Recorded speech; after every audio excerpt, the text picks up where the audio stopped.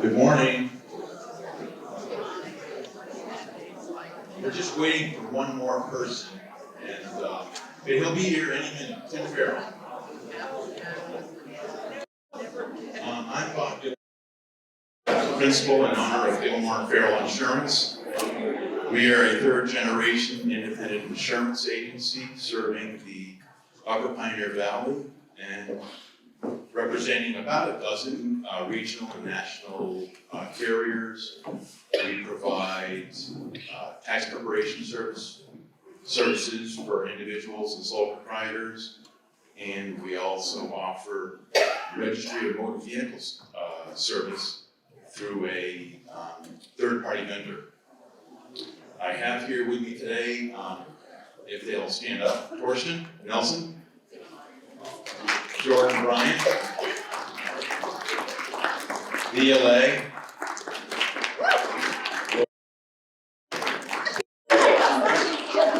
and Bree LaCure. And I'll hand it over to Jesse.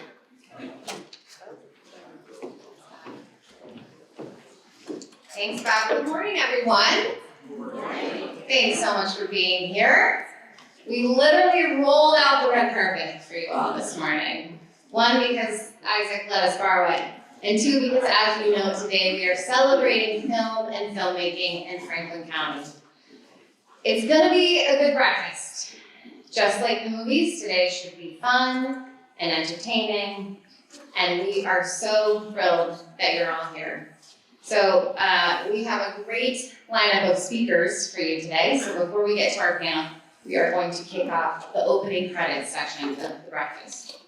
So first, a big thank you to Gilmore and Farrell Insurance and Greenfield Garden Cinemas for their support today. As many of us know, Isaac, Angela, Tim, and Bob always go above and beyond. They're very generous for both the support and the time they dedicate to our community. And their support today is just one more example of that. So thank you, Greenfield Garden Cinemas. And if we are keeping with the movie theme today, the undisputed star of today's show is Geraldine of the GCC dining team.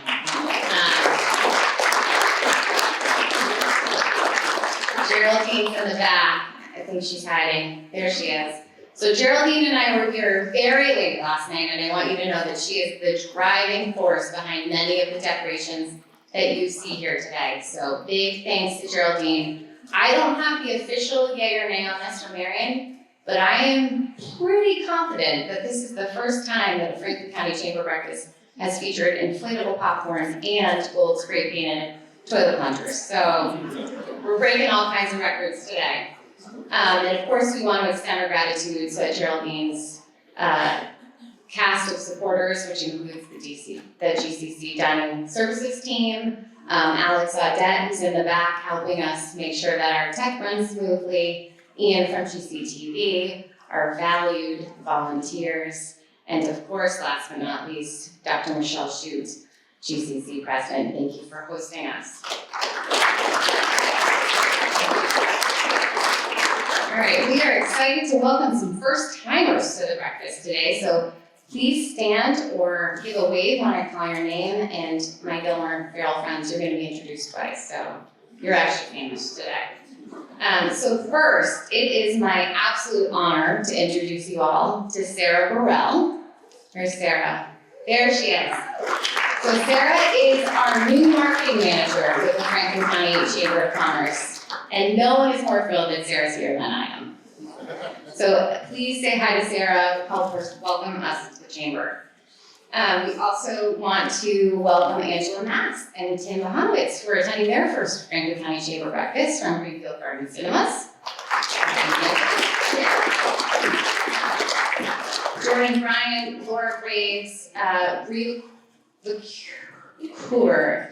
That's not right, LaCure.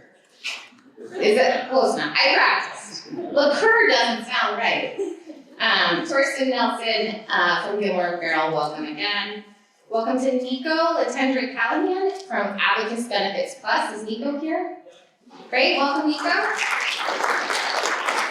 Our friends Joe Doyle, Heidi Thornton, Maddie Oldenburg, and Vicki Valley are joining us from Franklin County's YMCA. Welcome to GCC's Sarah Flink and Samantha Wood. Jason Huber and Christine Kennedy are joining us from Suburban Propane. Welcome, bring it back. Good morning to Patrick Lavelle from Frontier Community Access Television. Patrick's here. And welcome to Amelia Tamayo of Historic Deerfield and Ann Tweedy from the Community Foundation of Western Massachusetts. Welcome, Amelia and Ann. And then a very, very special welcome to two of our youngest chamber members, my daughters Charlie and Brady, who are attending their first breakfast because they have a genuine passion for filmmaking and not because they're going to be an hour and a half late to school today, right? That's what. And I don't know that Amy's here, but I do want to extend a big congratulations to Amy McMahon, who is a Franklin County Chamber Board member and also the owner of Mesa Verde, who just received the Communities of Care Coalition Mike Fritz Community Builder Award. A number of us were here when she was presented with that award a few weeks ago, and it really was such a moving day. So congratulations to Amy. And then congratulations to Amanda Sanderson, who was recently named the Executive Director of NELQUIT. Today is her 6-month anniversary of NELQUIT, which in nonprofit years is about 5 years. So welcome to Amanda and also Zoe Ruth, who is attending from NELQUIT. So welcome, Zoe. And then we want to celebrate some new members. So Sue Lusumio. No. Okay, Sue is here from Lusumio Prairie Services. So welcome, Sue.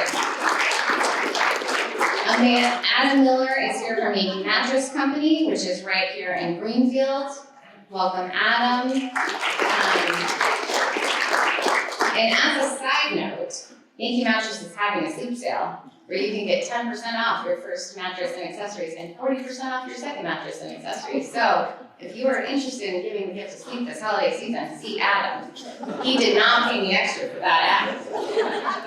And then finally, we want to welcome our friends from Twice as Smart. So Debbie Schreiber, who's a board member, is here. Doug Clark, Michael Kane, and then Executive Director Gloria Matlock.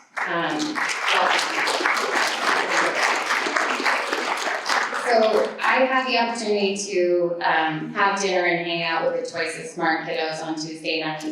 And if you haven't heard of Twice as Smart, there are some brochures on the table. Please read them. Please sign up for the email list. At the risk of embarrassing Gloria, she is doing some of the most impactful, life-changing work right here with Greenfield, with some of our most vulnerable Franklin County residents. And I could not be more grateful for what she is doing behind the scenes to make sure that everybody has their basic needs met and feels loved and supported. So I want to take an opportunity to publicly thank Gloria. She is a hero. So thank you, Gloria.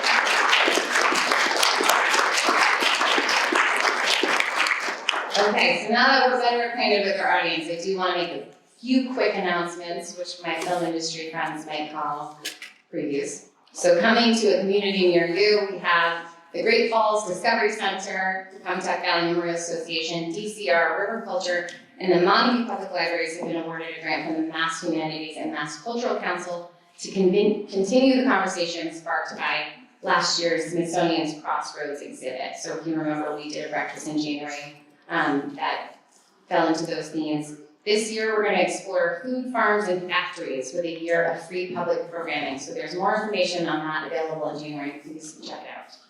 And then Moonlight Magic is happening the Friday after Thanksgiving in Shelburne Falls. I hope you have seen one of our Morton Franklin County ads circulating. Was Wanda Mooney here?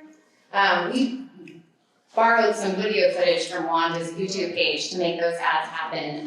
But there's some really wonderful events planned for Moonlight Magic. So please stop by the village of Shelburne Falls the Friday after Thanksgiving from 4 to 9. It's going to be great. And then Santa has asked me to tell you all that he's arriving by helicopter at Yankee Candle this Saturday after Thanksgiving. So lots of great stuff happening that weekend. And then Greenfield Shingle Fest is happening Saturday, December 2nd. The train lighting is in downtown Greenfield Friday, December 1st at 5. And then Jingle Fest is happening all over downtown Greenfield from 9 to 6 on Saturday. Hannah is here from the GPA, so if you have any questions or you want to get involved, see Hannah. I am sure that they could use volunteers. Yeah, always.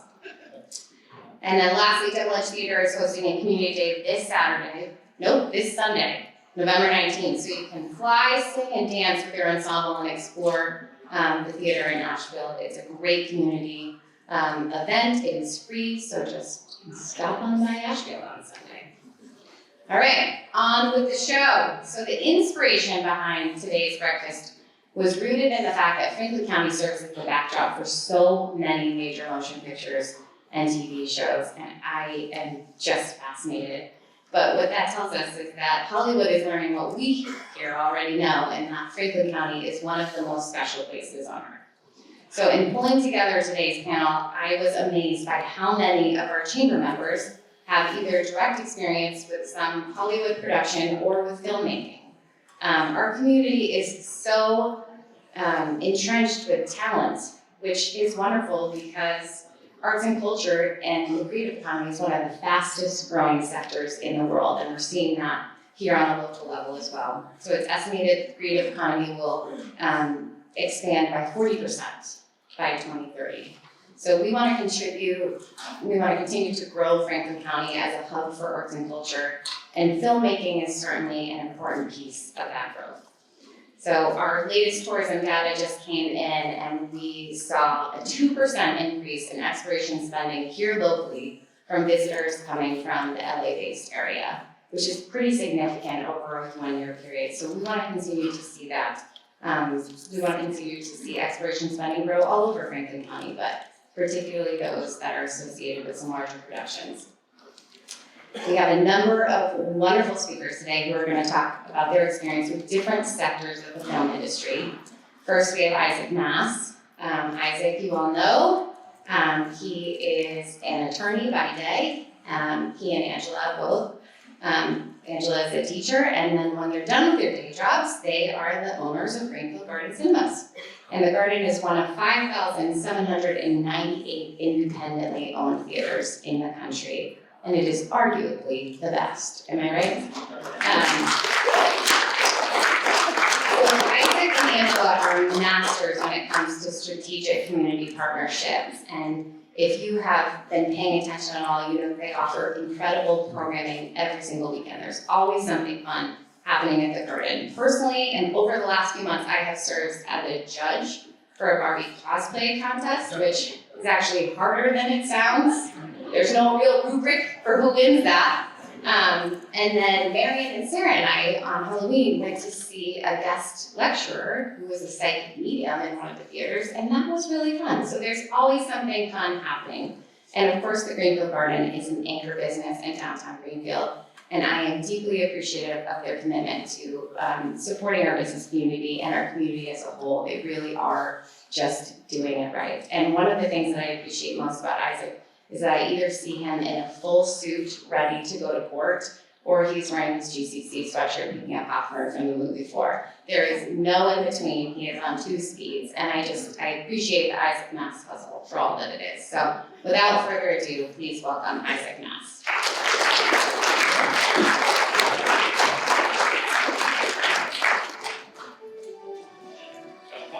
A musical. Thank you all so much for coming to the Chamber Breakfast to celebrate film. Before I start, I want to recognize a couple of people who've already been mentioned. The heart and soul of the Garden is teacher by day, side hustler at the movie theater at night, my wife Angela Mass.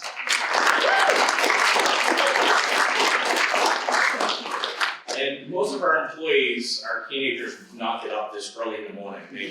Or they're in school. Those are the 2 options. But with us today is my mentor, the first person who ever gave me a job in theatrical exhibition, and is with us at the Garden, Tim Bohanowitz. I've learned so much from Tim. He's amazing. Amazing. theatrical exhibition has been an important part of the Franklin County economy for over 100 years. And this spring, the Garden Cinema itself will celebrate its 95th anniversary. Wow. If you hold your applause to the last and loud. If you come to the garden, you can actually see a framed copy of the original day program, and that was provided to us. That was scouted by FCCoC Executive Director John Boshin, who I think is in the room. John. And it was framed up by Studio 7 in downtown Greenfield. We're so happy to work with our local business partners. History is an important part of the garden to us, from the Mar and Colton organ in our lobby to Napoleon, which opens this Tuesday. And those of you who don't know, this Tuesday, like all Tuesdays at the garden, is $5 Tuesday. It is the least expensive ticket for a movie in all of New England.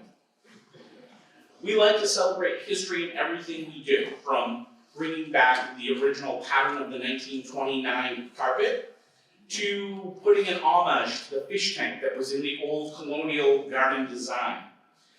We even draw crowds on the first Monday of every month for silent films of 50 to 100 people who come out to see movies from over 100 years ago.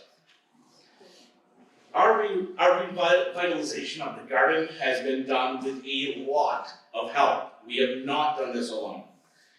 We want to recognize the City of Greenfield and Greenfield Community College, who partnered with us to fill an empty storefront, to fill out our block with a pop-up shop that turned into a long-term tenant. We could not have done it without both the City and Greenfield Community College.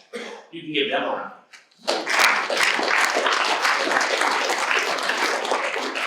Those of you who don't know that back in 2020, when we were in the dire worst part of the pandemic, the City of Greenfield worked with us and approved a beer and wine license for the garden. So now you can get a beer and wine while you're watching the movie. We want to thank them, and we also want to thank our legislative delegation, who's working with us in converting that into a full liquor license, so that when you come to see your next James Bond movie, you'll be able to have a martini that is shaken and not stirred.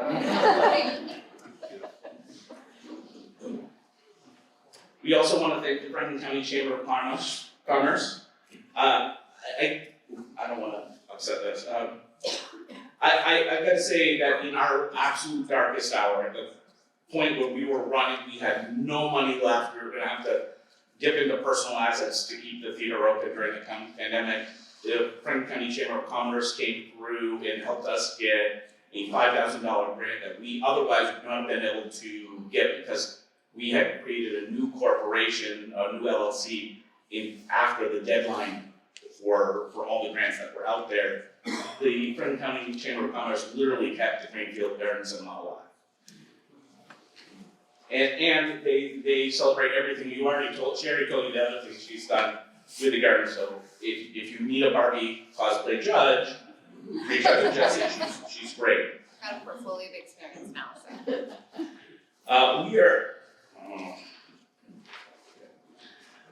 We want to thank the GBA, the Greenfield Business Association, who helps us engage the community and joint marketing efforts and exemplifies everything that we bring to the table.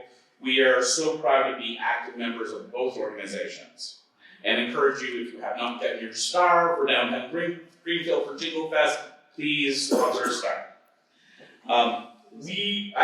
We also want to thank our financial institutions, Greenfield Savings Bank and the TD Bank, which have not only helped us financially, but also have bought out entire shows for their employees or sponsored film festivals at the theater. I could really go on and on about the number of people and institutions that have helped us along the way. Innumerable small businesses like Liberty Tax Service, which is sponsoring our annual free holiday series, which kicks off on Small Business Saturday, the Saturday after Thanksgiving, with Boys Town. It will be a free show at 10 a.m. And we continue that all through the holiday season. During Jingle Fest, we have A Christmas Carol. We follow that with Batman Returns, which is a Christmas movie. Yes, it is. Gremlins. And then we finally finish out on Christmas Eve with National Lampoon's Christmas Vacation. We believe that institutions like these sponsor with us because they believe that film is an important artistic expression which not only allows us to escape, but also makes us aware of the world around us, outside of where we are, and challenges our own perceptions of those worlds. Our slogan at the Greenfield Garden Cinema is that we're a theater where dreams grow. We also have a dream of a vibrant local economy where local businesses help one another. And we understand that we're in a unique position to help make that happen.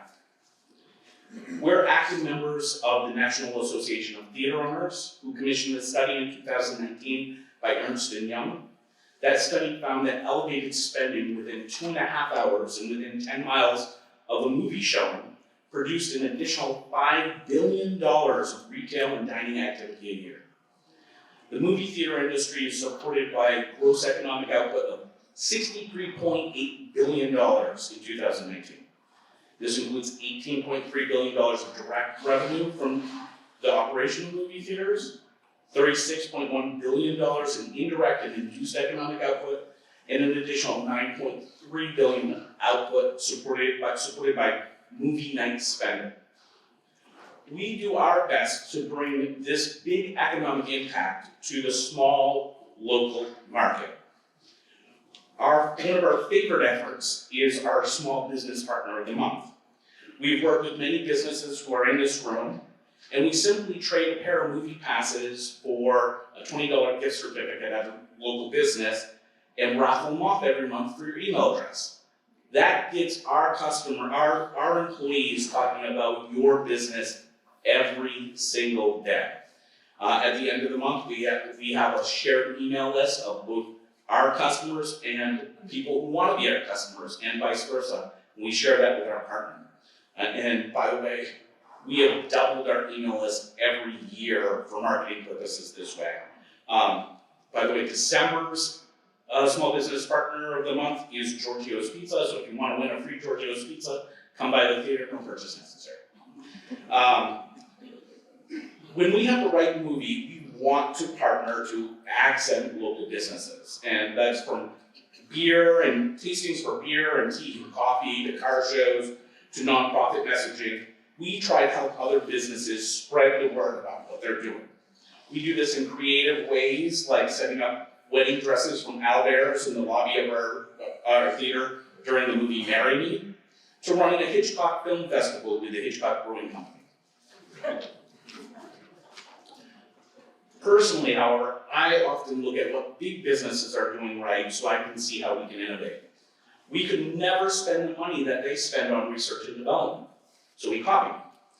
And for example, when we redesigned our concession stand, which was long overdue, we followed McDonald's in making all of our beverages self-service, which both increased our sales and made our customers happier that they were in shorter lines with a nominal cost increase. I think McDonald's does something else right as well, and that is co-marketing their Happy Meals with movies to drive sales. In 2022, global cinema advertising was $2.41 billion. The reach and depth of Hollywood's marketing is honestly mind-blowing. And I ask all of you why you don't, like McDonald's, don't catch some of that tailwind to co-market your goods and services on the local level with our industry. We love it when films that are filmed locally, like The Holdovers, which is our #1 film this week. But movies don't have to be made locally for you to be able to increase your business by marketing with them. If you'd like to learn more about creative ways to partner with the garden to build your brand and sales, or if you just want to talk movies, like you want to hear about Colors of the Flower Moon that's 3.5 hours, why you need the extra large popcorn for that, do you really want to bring your kids to Trolls, can you get a Budweiser while you go to Trolls? Yes, you can. We can answer all of those questions for you. You can reach out to Angela, Rye, or Tim, or you can email us at greenfieldgarden7@gmail.com. Thank you all so much, and enjoy the movie.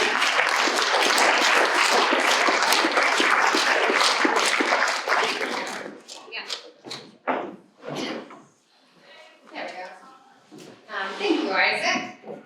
And on your your tables, you all have a coupon for $1 off the movie. Is that right? Yes. Okay. So next we have Rebecca Rideout, who is the owner of Tool Videography. Rebecca has filmed, edited, and produced award-winning videos for dozens of clients, including the American Farmland Trust, the USDA Farm to School Grant, ServiceNet, Eagle Brook, the Men's School, the Children's Advocacy Center, many, many more, and of course, also the Franklin County Chamber of Commerce. Her videos have been recognized by the Telly Awards, Summit International Awards, and the Regional Ad Club.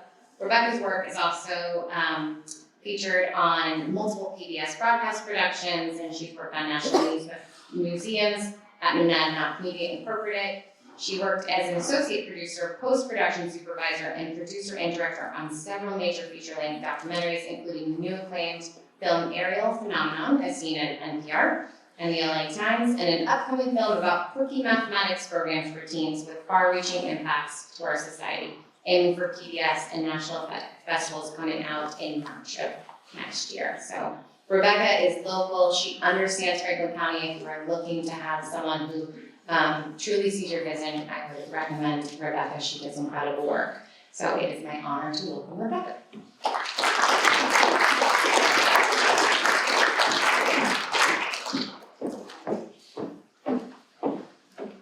Thank you, Jesse. I don't know if I'm thanking you for inspiring me to wear this dress in November in Franklin County, but here we are. And thank you for everyone for coming out this morning. I struggled to make this talk anything about me because filmmaking in Franklin County is really about you, about all of us, and about this community. But Jesse asked me to speak a little bit about how this all began, so I will indulge her briefly. I'll start with a quick story. When I was 19 and traveling around with my dad, snapping photos, he lost track of me briefly in a crowd. And in looking for me, he asked around if anyone had seen me. Someone said, "Oh, do you mean the little woman with the big camera?" So not only becoming a family joke and possibly the title for my next memoir, it shows how far back in life my love of capturing images goes, and also brings me to two thoughts about how a life in this rural area of Western Massachusetts came together for me in film. The first ingredient was not only a big camera, but a big belief that a life like this was possible here. And the second was persistence and a bit of stubborn repetition, and probably some luck.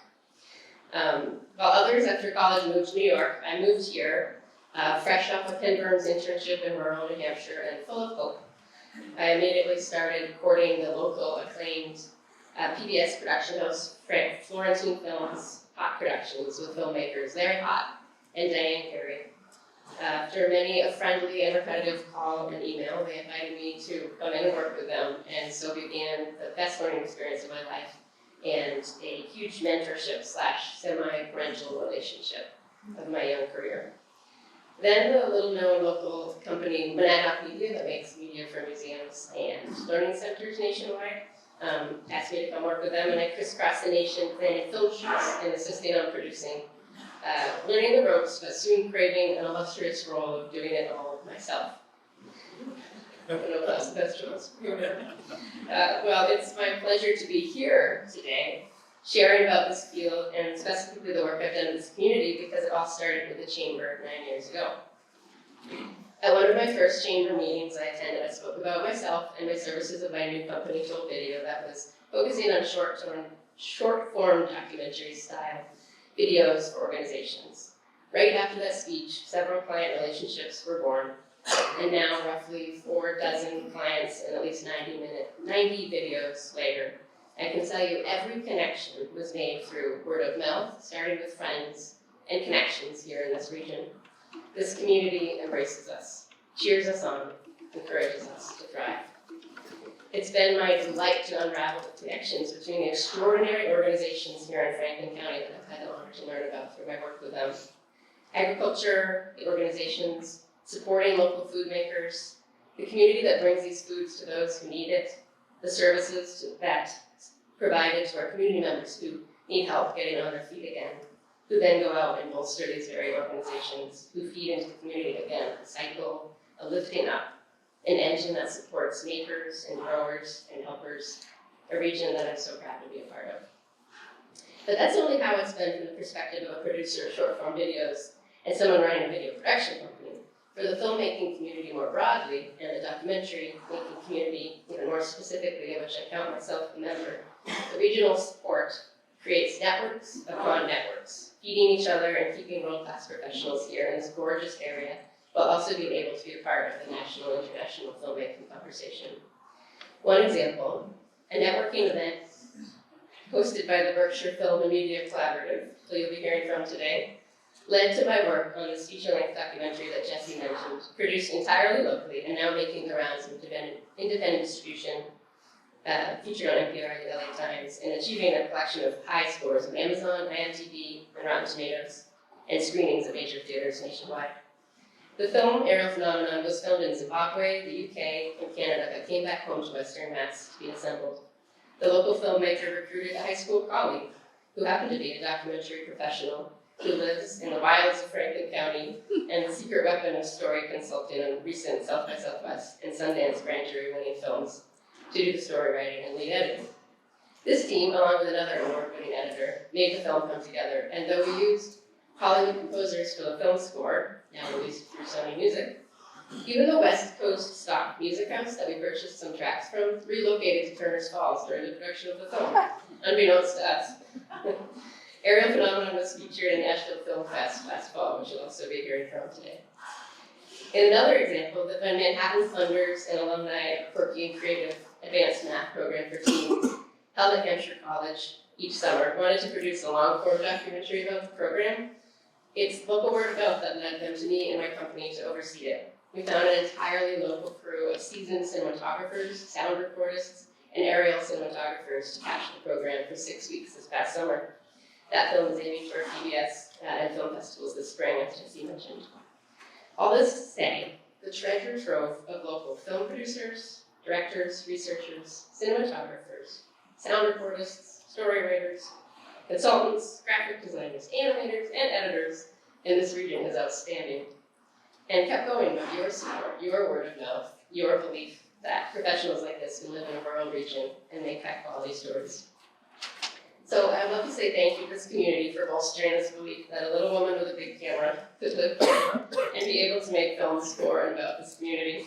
And to those who seek your next high quality film or short video story, look no further than your neighbors right here in Franklin County. Thank you.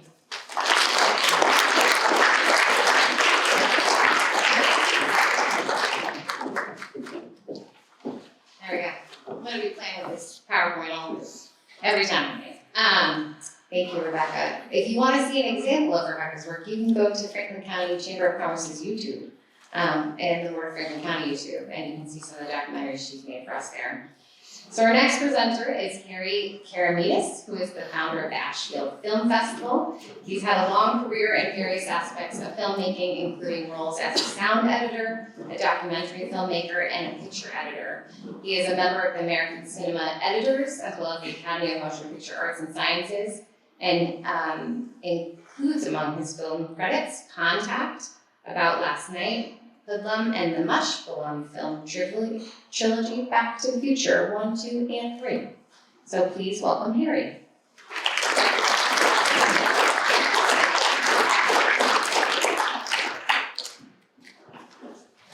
Thank you all for having me and recognizing the importance of local film festivals like the Ashfield Film Fest. I don't have a prepared speech, but I can just give you a short history of what we've done and how we like to include the community in it. We started in 18 years ago with a very small group of people who were interested in having some kind of a film festival that didn't know what they wanted to do. And I was drafted onto the Cultural Council to help plan this thing. So myself and Tamsin Merrill were the two people who headed up this whole project. We created a local thing where we had maybe 150 people show up for films that were made by people mostly from Ashfield at that time. I think we had maybe 12 entries, and it was quite a success. The town turned out in a big number for us, and we were happy, so we continued the next year, and it continued to grow. We dedicated the film festival to Cecil B. DeMille, as he was born in Ashfield. I don't know if you know that. And he was He was born in Ashfield and he stayed there only 3 days, so that's why we have such a short film. His parents moved on after the day he was born. Ashfield Film Festival has contributed up to now maybe close to 200 films, 5 minutes or less, about and including all the things in our community. When not just Ashfield now, in the last 5 years or so, we've expanded to other communities in western Massachusetts. And we have now a repository in which we keep a record of in local libraries of maybe of those 200 films that tell people about Ashfield, the people that live there, what it looks like, who they were, people that no longer are with us and died, children who have made these films and grown up to go back into the industry. We think there are at least 6 to 8 people who've come through the Ashfield Film Festival who now work in the industry in professional manners, in video, television, and the like. We also expanded after a number of years ago, not just having a short film festival, but we began having films that were longer form, made or including people who worked and lived in Ashfield and western Massachusetts.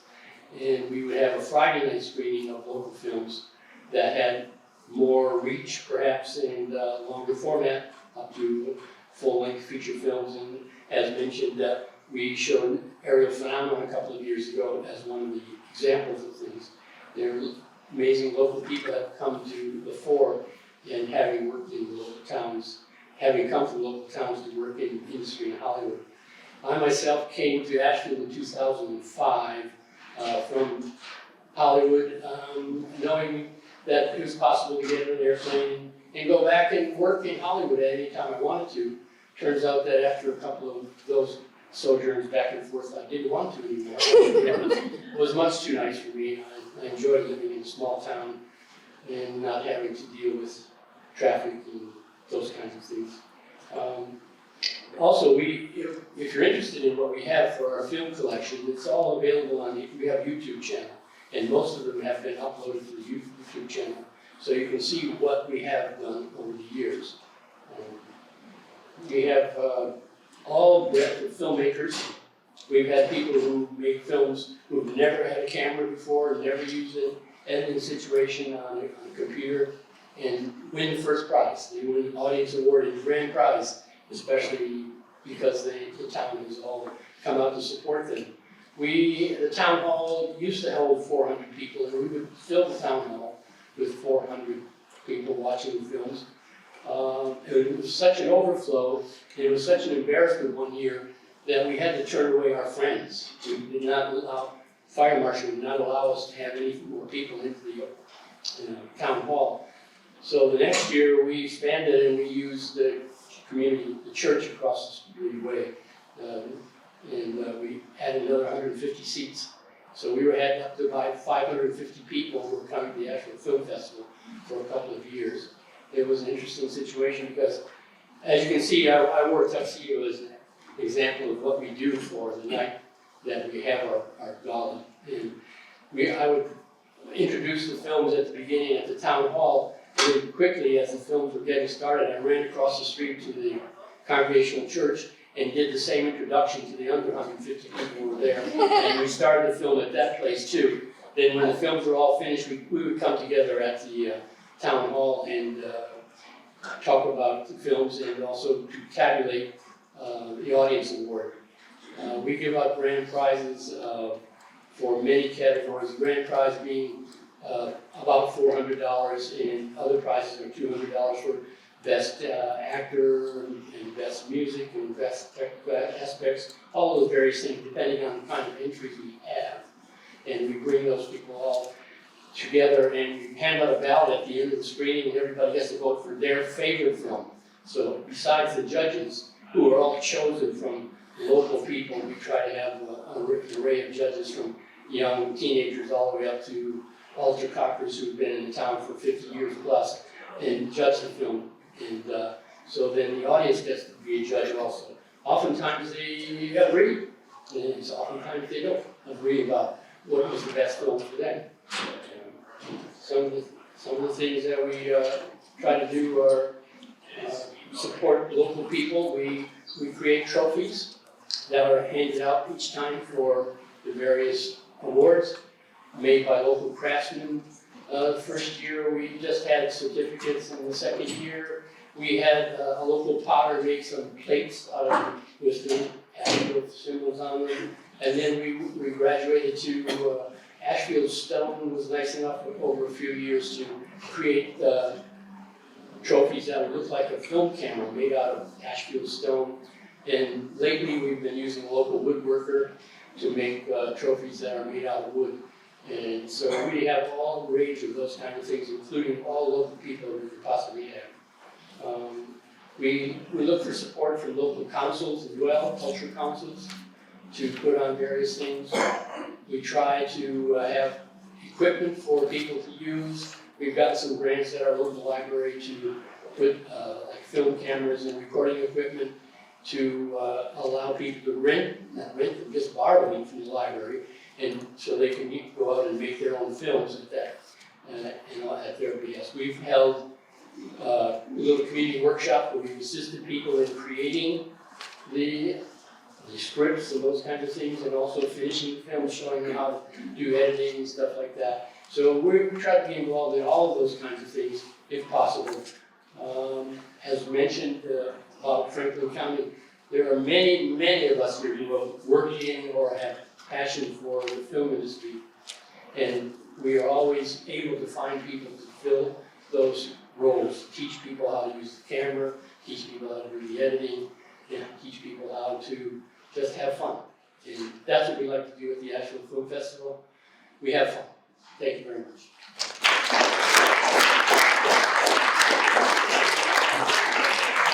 And Greg, can you remind us, when is the Ashfield Film Festival? Third weekend in September. The third weekend in September, so put it on your calendar now. So next we have Michael Haley, who is a Hollywood veteran and whose Emmy award-winning career in movies and television spans more than 40 years. Michael has worked on more than 60 feature films and 18 television movies and has worked with directors like Penny Marshall. Michael is also the who threw Tom Hanks out of the baseball game in A League of Their Own. So I, for one, am very interested to hear if Tom Hanks is as nice as everybody says he is. So without further ado, Michael Haley.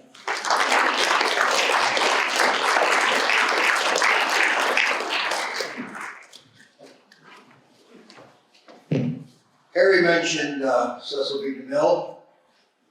He was a big, big movie director. Jodhpurs, Ascot, Beret, Riding Crop, and Megaphone. Back in the 20s and 30s, he was doing his biggest movie. It was in trouble. He'd eaten up all the budget, and now he was about to do the biggest shot of the movie. A trestle. A large wooden trestle over a canyon, and a purchased, complete steam engine train that would go over the trestle, and as it hit the trestle would blow up. And that would be it. He had his 3 best cameramen with him. Train ready? Yes, it is, CB. Frankie, I want you to take your camera over there in the center. I want you to shoot up towards the trestle when that sucker goes up, all right? Yes, sir, CB. All right, Jerry, I want you over that end. I want you to get yours, and I want you to focus on the train as it crashes down below, okay? Yes, CB, I love it. Good. Harry, I want you to go up there on the canyon, the far end of the trestle, and as the train comes down the tracks, I want you to film it going over the trestle, and when the trestle goes up. All right, CB. Ready? Start the train, and the train comes down the tracks towards the trestle. All right? All of a sudden, the trestle blows up. The train crashes down into the canyon. It's spectacular. Jerry, how was it for you? CB, just as I rolled a cloud came in over the line. I didn't get anything. You what? I didn't get anything. Sorry. Bobby, how was it for you over there? CB, just as the camera started going, the film jam. Barry, how was it for you? Right where you are, CB.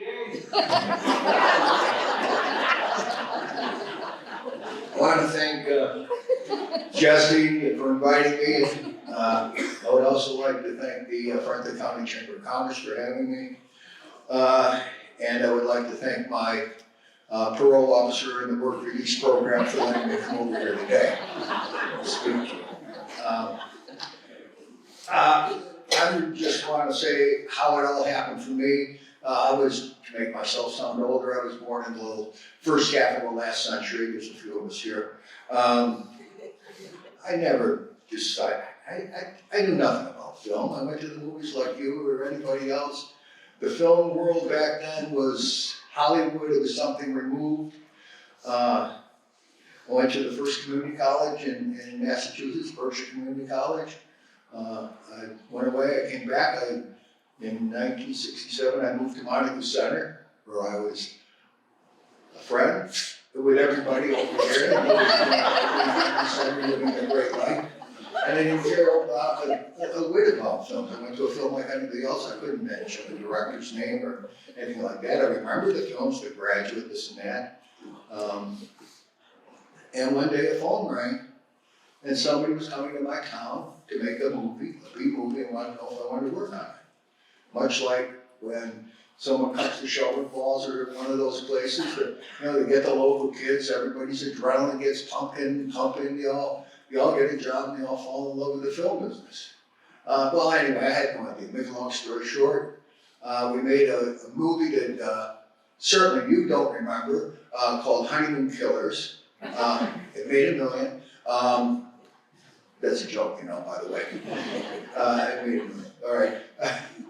Anyway, I went over and I worked on it. I did everything. I ran around. I did props, everything. But it was a small movie. I put my family in the movie. My sister-in-law was a dead body that we rolled into a grave. My pictures of my family all through the thing. My nephew was a bellboy. I opened the movie with the producer's wife.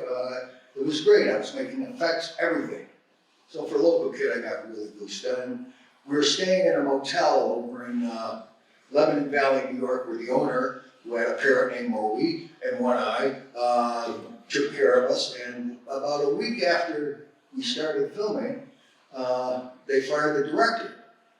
And I'm, geez, golly, I knew nothing about this. I guess I better go say goodbye and introduce myself. So I go to his motel room, knock on the door, he's packing his bag up. I say, geez, we never really got to meet.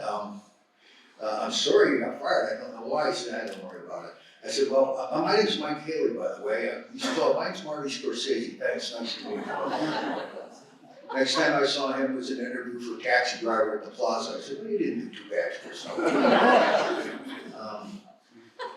There's no other business in the world where you go someplace and take the reality out of it and put your reality into it. It's the craziest thing in the world. You come to GCC, beautiful cafeteria, saying, oh, this would be great, it'll be great. I want to do a Chamber of Commerce scene here, and we'll have tables and chairs, And all you people, out. Now the casting people, all you people, or somebody like you, back in. There's nothing like it in the world, this business. We are very lucky in this valley because, we have, as everybody has said, so much talent living here.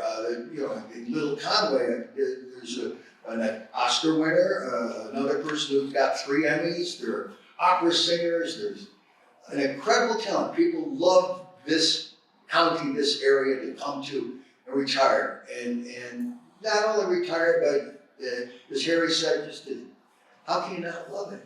How can you not love being here?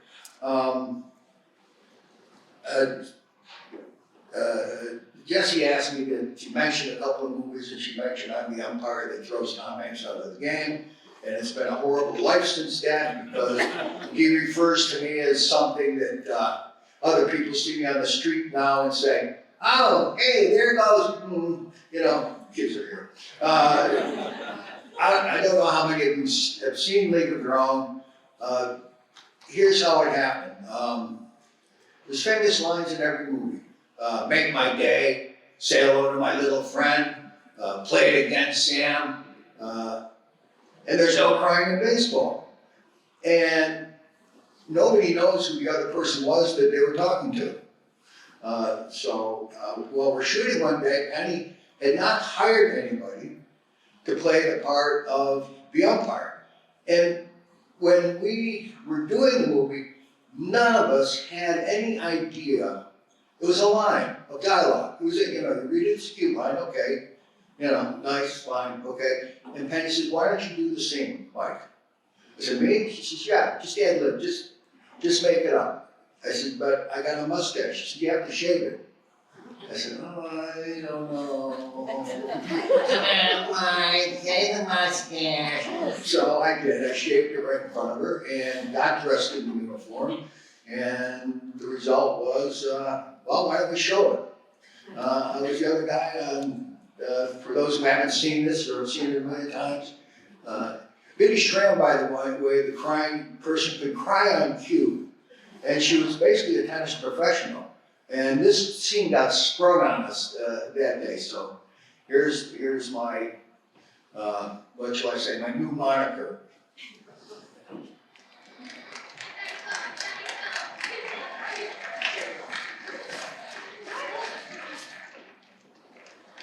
Sam, can I ask you a question about one? Which team do you play for?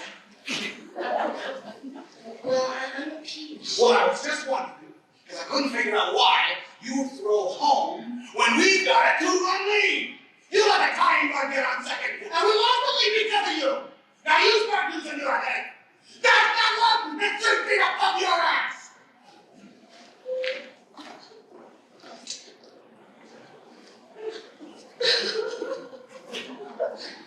You caught? No. Are you crying? Are you crying? There's no crying. There's no crying in baseball. Oh, you flippin' Doris.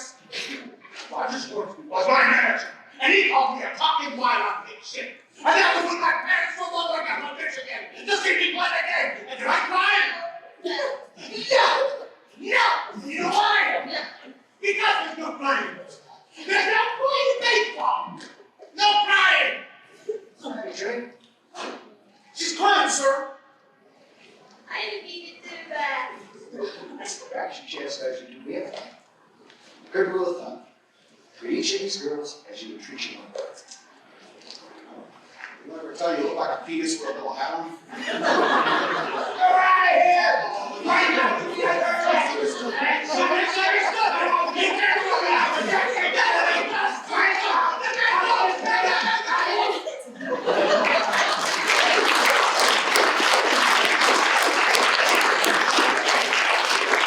Ever since that day, I'm afraid to leave the house.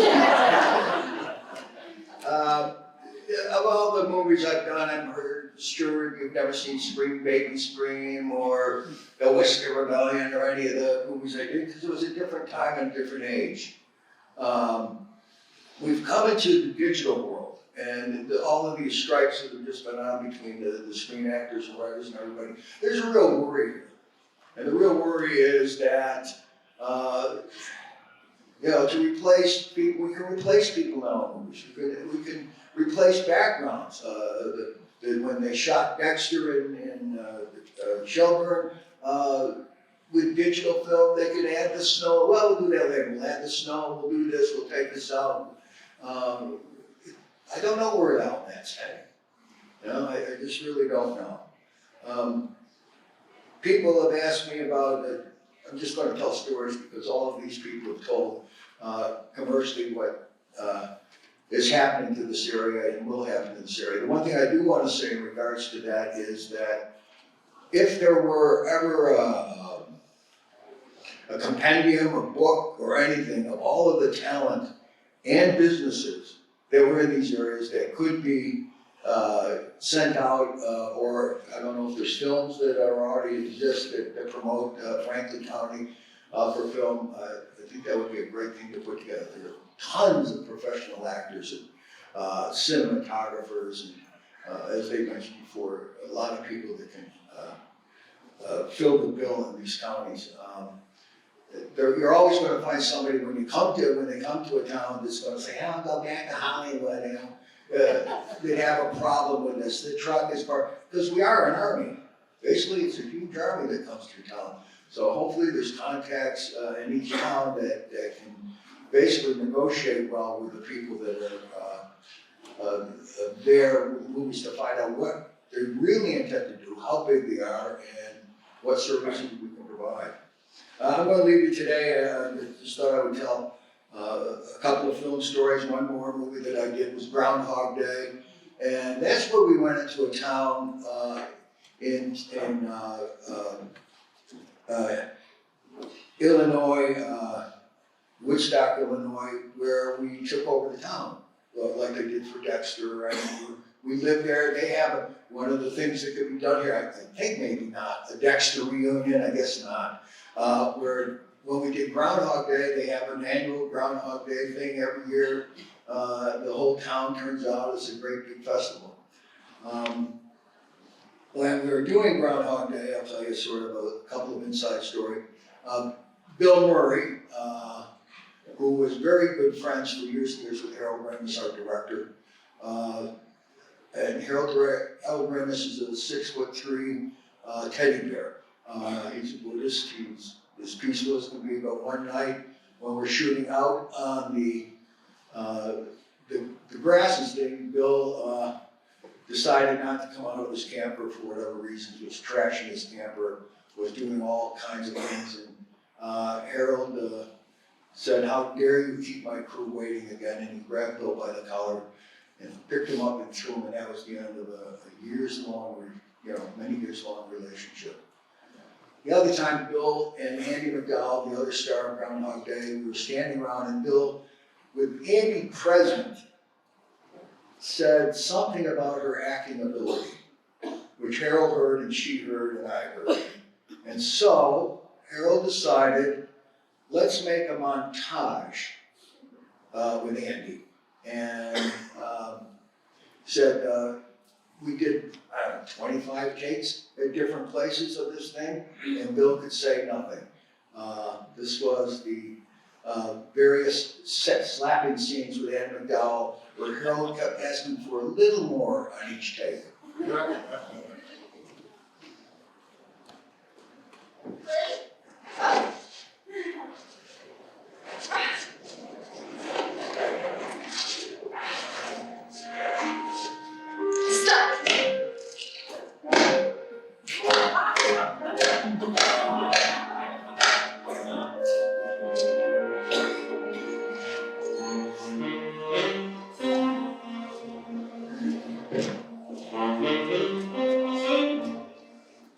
Revenge is sweet.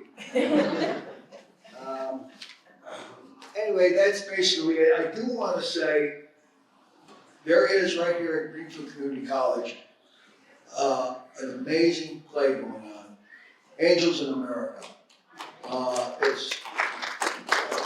Tom Dia, the director, has done an incredible job with this 3-hour piece. 3 hours, 2 intermissions. I did the original Angels in America. The difference is that when you do like a television series, a 1-hour series show, it usually takes 15 days to shoot. When we did Angels in America, which was 6 1-hour series put together as one movie, it took 183 days and a year to shoot. And sent a lot of us to the loony bin. But HBO had never done a film with major stars. Major stars didn't do movies back then. But we got Al Pacino and Meryl Streep and everyone and Emma Thompson to be part of this movie. I strongly recommend that you go and see, or try to see, if not this weekend or next weekend, but in the spring, when Tom reintroduces Angels in America. We have great theater in this county, and it always makes me just a little sad to see, not sad really, but to see most of us of the gray-haired group there, and not tons of young people. It's something I'd love to promote as best we could. From Shadook, Theater in Turner's Falls here, the small groups.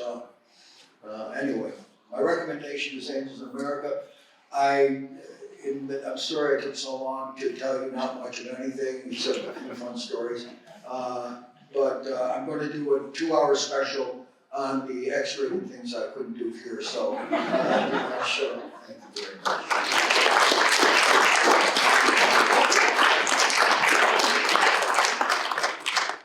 All right, so our next speaker wins the award for the person who's traveled the farthest. So Diane Pearlman is coming from Berkshire County and is an independent entertainment producer, studio executive, and businesswoman with 30 years experience in media creation and production. For specialty in digital film production, animation, and feature film visual arts.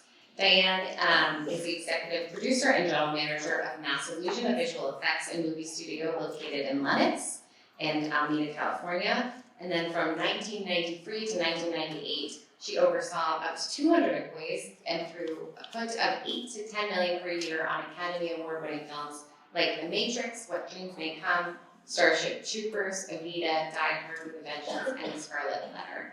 She is an active member of the New York Women in Film and Television and the Massachusetts Production Coalition. Diane lives in Great Barrington, and it's my honor to welcome Diane.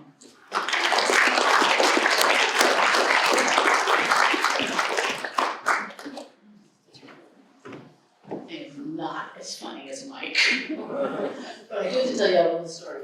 So this morning I woke up because I speak a lot and I travel around.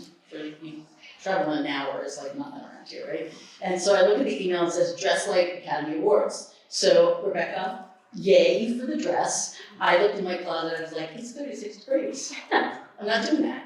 And then on my way to the car, I realized Sharon Stone wore a turtleneck to the Oscars. So all of you wearing turtlenecks, we're channeling Sharon Stone. So yes, besides being a visual effects producer, I'm an independent producer. I'm producing 3 product features right now, but I also run the Berkshire Film and Media Collaborative. But we actually serve all 4 counties of Western Mass.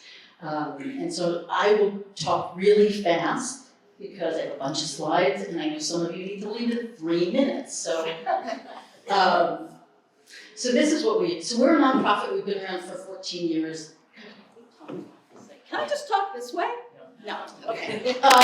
So yeah, we teach class. So we're really about creating jobs. We don't show films. We create education, workforce, and production opportunities in Western Mass. What does that mean? We teach classes, we do networking events. We used to do 1 in each for Western Mass County before COVID.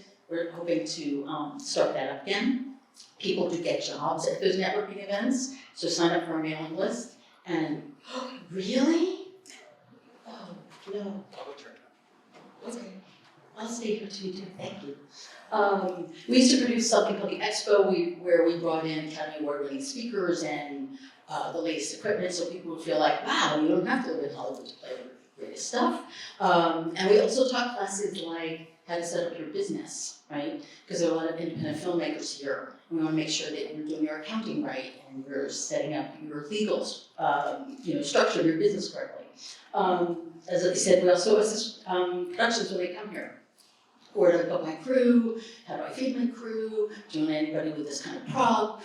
Movies have come in and bought all the ski jackets in a store, right?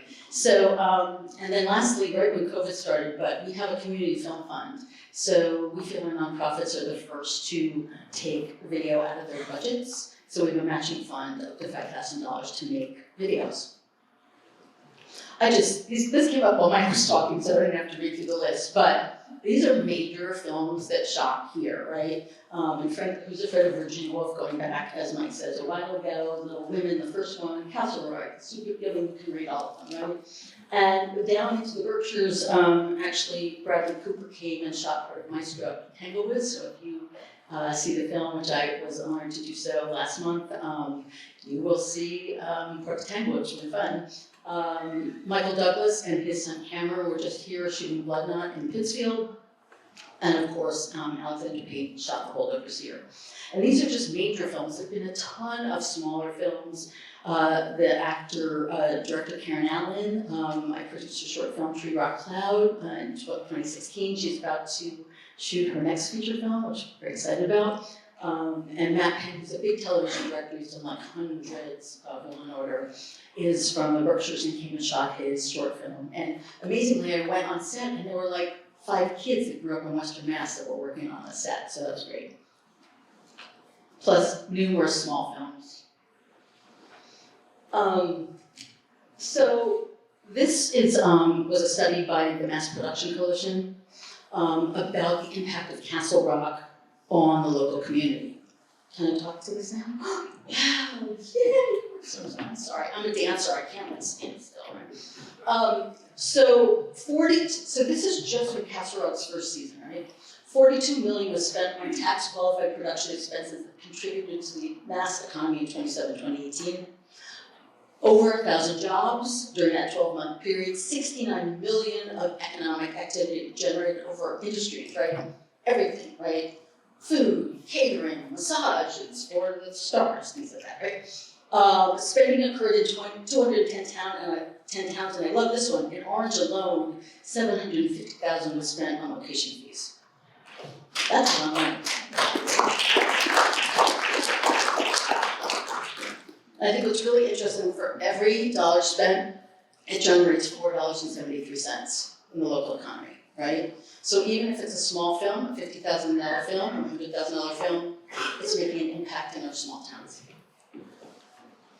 So what's next? Well, so TV and film production, it's been talked about a lot, creates jobs, right, revenue for local businesses. It also increases tourism. People love to go where films are shot, right? Ventford Hall in Lennox was used for Sutter House Rules, just the outside, right? It wasn't even in the film. People go to Lennox to see that, right? So it does increase tourism, and actually we're hoping to get some numbers about that, like how much it does increase tourism. So for us as a nonprofit, because we've done all these activities for 14 years, we were approached. I just had lunch with Tina Packer, who's the founder of Shakespeare & Company. They have 33 acres in Lennox, and they were looking for companies to come onto their site and create revenue for them. So I put together a panel of 6 people that worked in different parts of the film industry, distribution, visual effects, virtual reality, and we made a presentation to them to build an international film center on their site. And during the pandemic, we applied to the Mass Cultural Council, got $30,000, which we matched. And these are the plans. Oh, hold on a second. I forgot a slide before I went ahead of myself. So let's go back one step, right? So what's needed, right? Everybody's here like, how do we increase what's coming here, right? So first of all, we have a database. You can list your location on our database. If you're a crew person, list yourself. People get jobs that I don't even know about. Right now, I'm a one-person running Berkshire Film and Media Collaborative, but I'm about to hire 2 assistants because it's getting very, very busy, right? Talk to your legislators about how fabulous it is out here. They're in Boston, right? Our legislator in South County, Smitty Pignatelli, he constantly brings people going like, look, we have great locations out here. Boston, we're very involved in Boston for the film tax credit. Whenever one of the our legislators were on the committee, I'd get this call like, hey, Di, could you come testify, right? And what they don't understand about Western Mass is we really know our legislators out here, right? It's sort of different than Boston. And we would be on calls with the head of Screen Actors Guild. At the time it was Ben Downing, and they would all go, Senator Downing, and he'd get on the phone and go, Di, how's the studio going, right? So, talk to your legislators, tell them about films. They really do know the impact, right?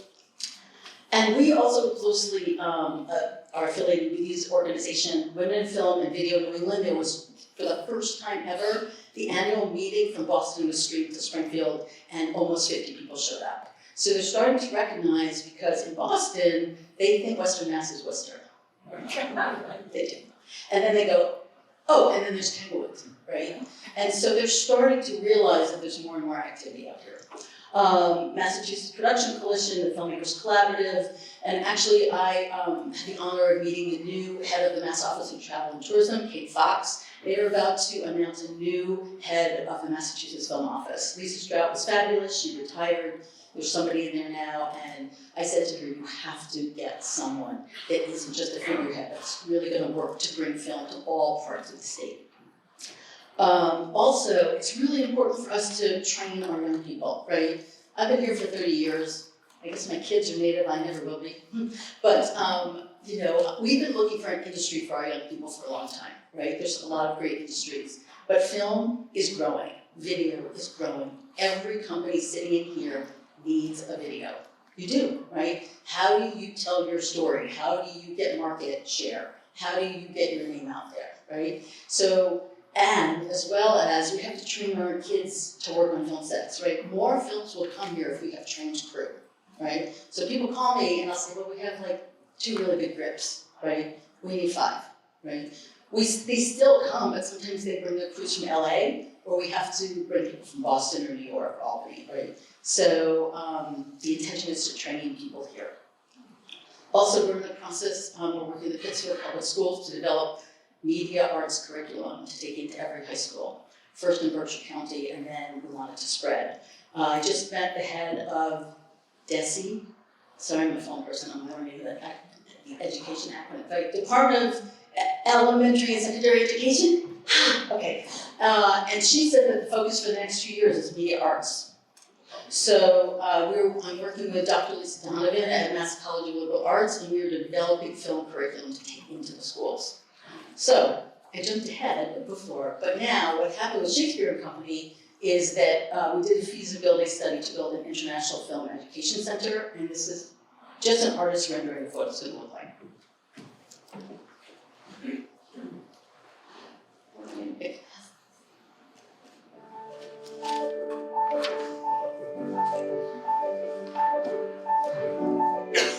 Shakespeare and Company, the north end of the Elaine Bernstein Theater.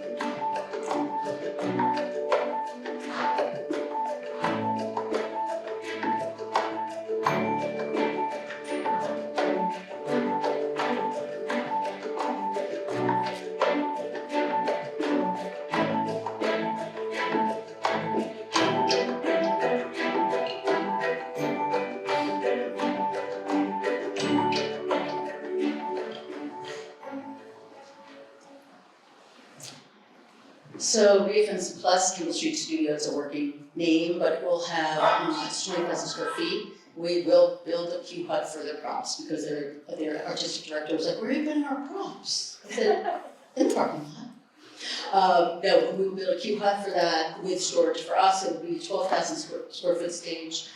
There is an incredible visual effects history. If I had a little more time, I did bring it, but I brought some shots with the Matrix and things like that. So we have people that decided not to go back to New York and LA, myself being one of them. So we will have state-of-the-art virtual and augmented reality instruction there.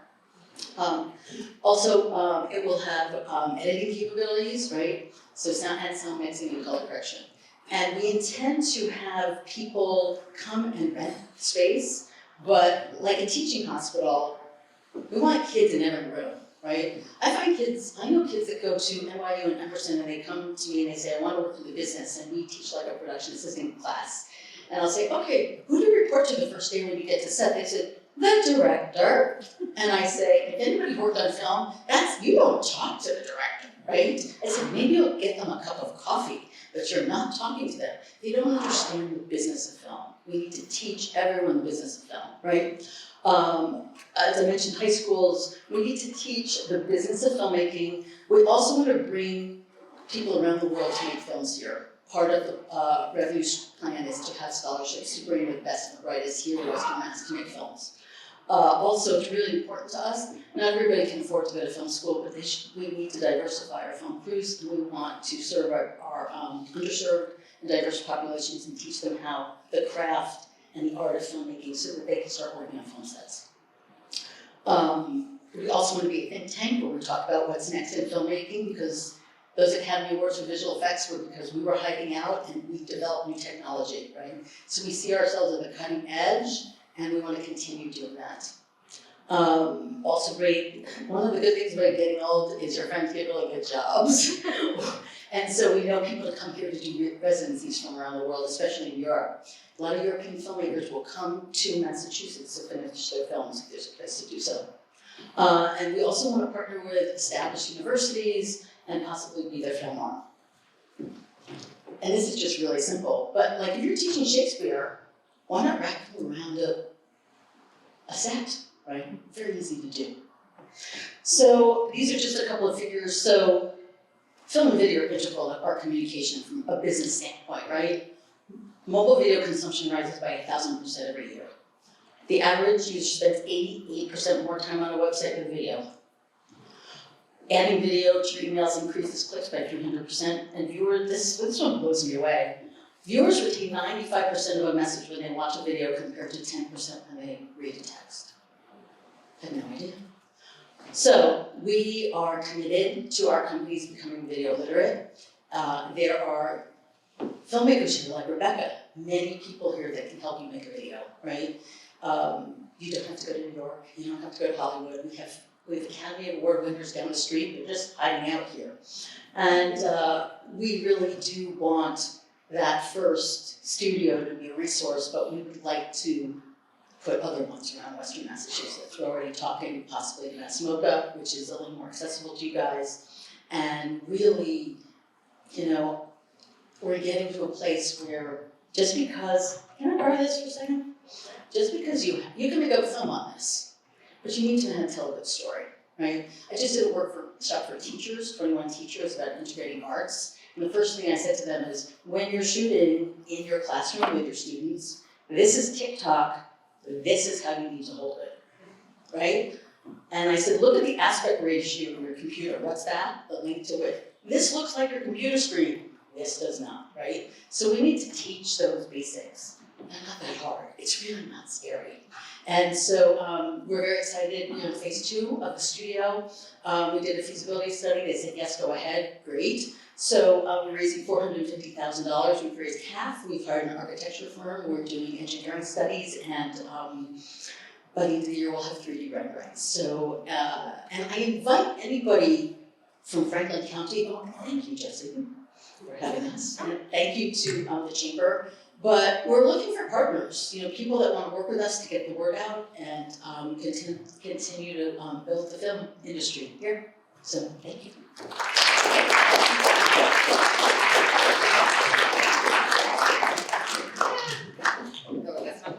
Thank you, Diane, and thank you again for making the effort to come to Franklin County. I mean, we all struggled to get here at 7:30 and she had an hour and a half drive, so Diane deserves the time. Thank you for getting it to her. I know we're long. Thank you so much to all of our speakers who joined us today. I really am so grateful for you taking the time to share your expertise. If you are interested in the film industry or you want to learn more, please let us know. We're happy to connect you with our speakers. We also wanted to give a shout out to GCTV and Frontier Community Access Television for the work that they do to help people learn the skills and learn the trade. So reach out to those folks as well. So, I know we ran a little long, but are we giving this breakfast 2 thumbs up? All right. So if you want to quickly put your sunglasses on, if you have them, and give me 2 thumbs up, that would be great. And then we are going to move it right along. Oh, you see, everybody looks so cool. We're going to move it right along. Okay, ready? Everybody do thumbs up. Good job. Now I feel like I have to get a video, so keep going. Sideways! I'm not a TikToker. It's not happening for me. Okay, so real quick, the next breakfast is gonna go from 7:30 to 9:30. That one, no ahead of time, it's gonna go to 9:30. That is the Citizen of the Year breakfast that happens at Deerfield Academy. It's on Tuesday, December 19th. Who will the Citizen of the Year be? The reporter's deciding now. You could be in this very room. We don't know. We won't know until that day. So please register now. We do have the early bird rate, so get in on that. And if you would like to sponsor that breakfast, see me after.